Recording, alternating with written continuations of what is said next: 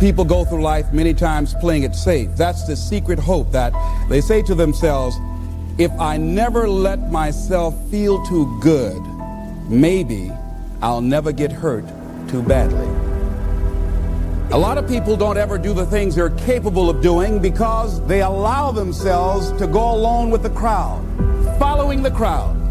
Many people have things they want to do, and they find themselves in relationships with people who are addicted to mediocrity, and they allow their behavior to influence their behavior. Say, birds of a feather flock together. You run around with losers, you will end up a loser. Unconsciously, you will pick up their ways, you'll pick up their habits, you'll pick up, most importantly, their attitude about life.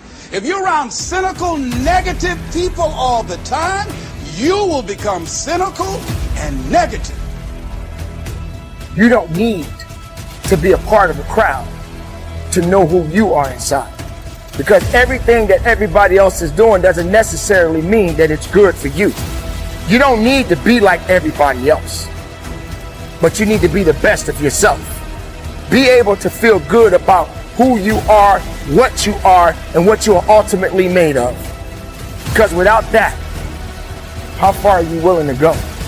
Don't sacrifice yourself to please others.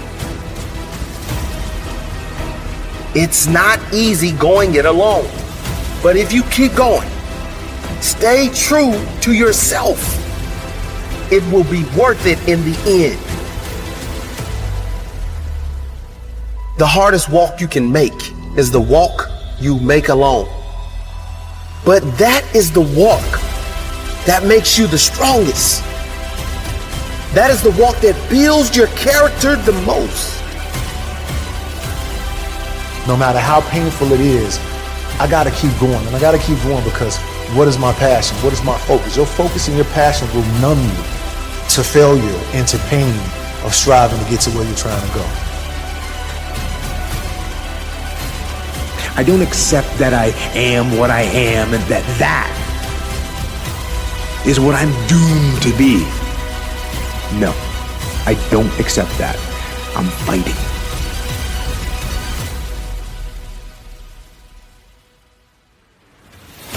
As you begin to look toward the future and take inventory of yourself, what is it about you right now that you've got to leave this behind because this no longer fits?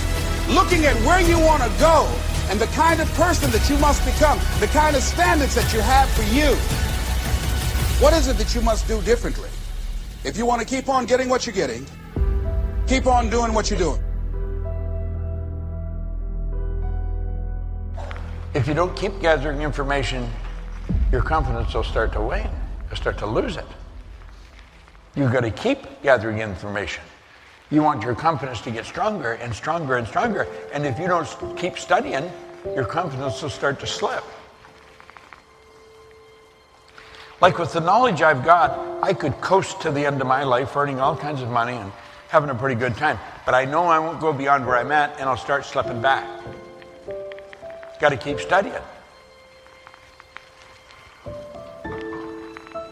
I got up at 3 o'clock this morning, but I went to bed fairly early too. And I was studying for a couple of hours. I get up early in the morning and I study every morning because I want to get better at what I'm doing. And I know I can get better. I know that I'm nowhere near as effective as I can be.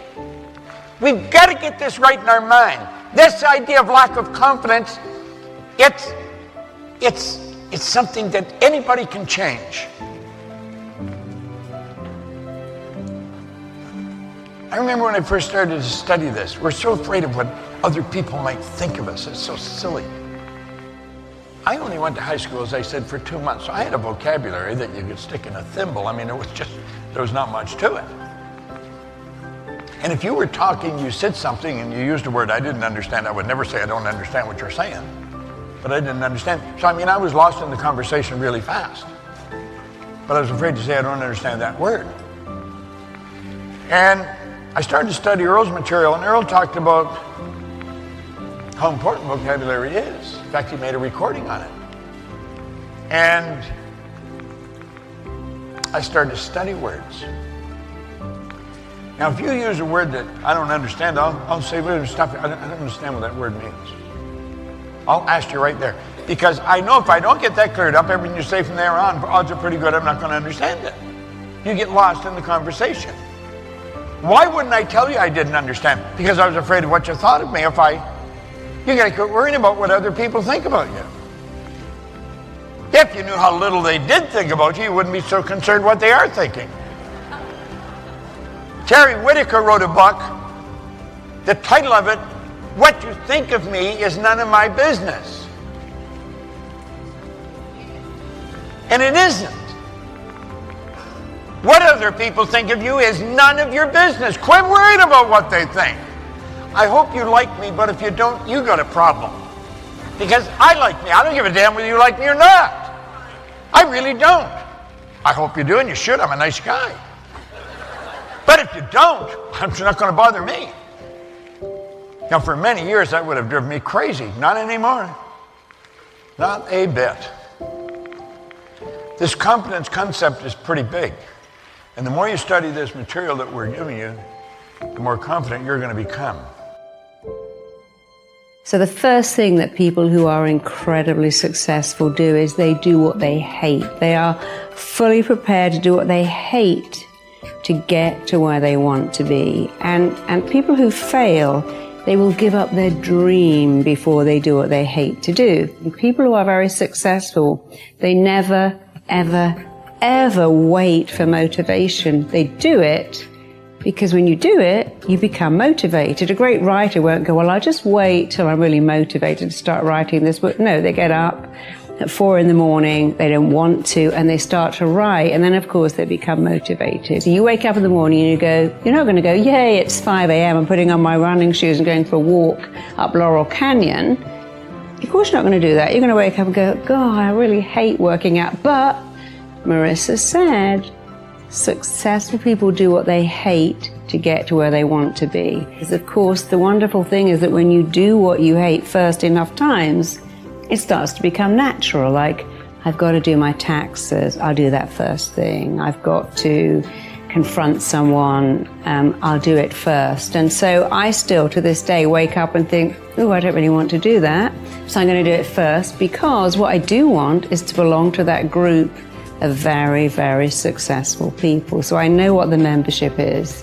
And every time I don't want to do something, I think, I don't want to do it, but what I do want is to belong to that group, so I'm doing it first. And it's a great way of thinking, because it starts to move you around wanting to do it for all the right reasons. Many, many years ago, I met someone who wanted to be a rock star. That was his ambition. He actually particularly wanted to be a drummer. And he was a very young married man with 2 children to support. And he was going for a lot of auditions, and of course all the auditions take place during the day, and every time he had a job they wouldn't let him take time off. So he decided he would have to work nights in order to audition during the day, and the only job he could get was a job he hated. He was a taxi driver and he hated it, but he did it, but he just wasn't making enough money. So he thought, okay, I'll have to work in McDonald's. I get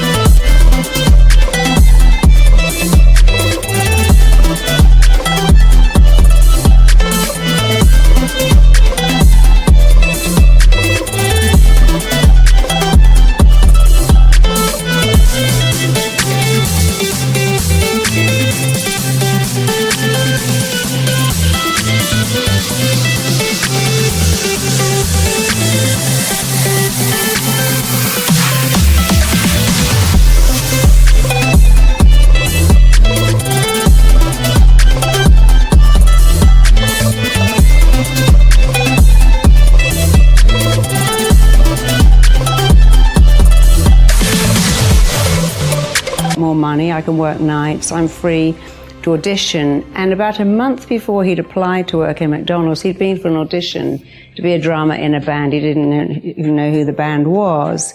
And the day he was due to start working at McDonald's, which he absolutely hated even the thought of, he got a call to go, you know, that band you auditioned for is actually Simple Minds, and now you're the drummer in Simple Minds. So he never worked in McDonald's or drove a cab again for the rest of his life. But when he told people that story, they'd all go, oh, I would never.